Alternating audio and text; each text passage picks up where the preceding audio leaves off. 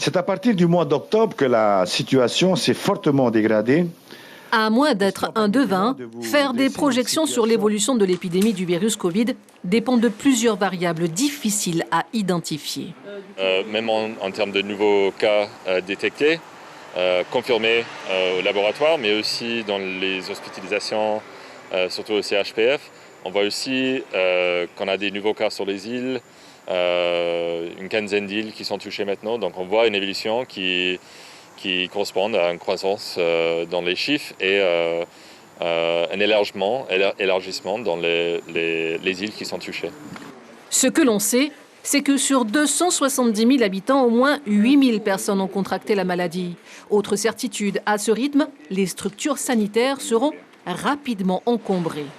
Toute la problématique est dans la capacité de pouvoir accueillir des gens à l'hôpital qui nécessiteraient des soins un peu compliqués, voire de la réanimation.